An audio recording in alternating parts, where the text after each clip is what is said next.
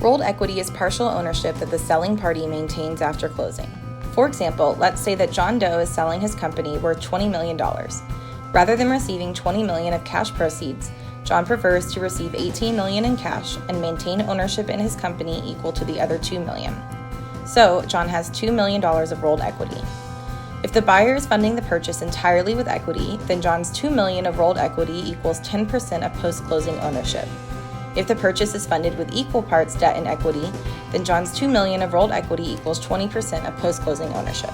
There are several benefits of rolling equity for both the buyer and the seller. On the buyer's side, it aligns incentives, particularly if the seller sticks around as an officer or director post-closing.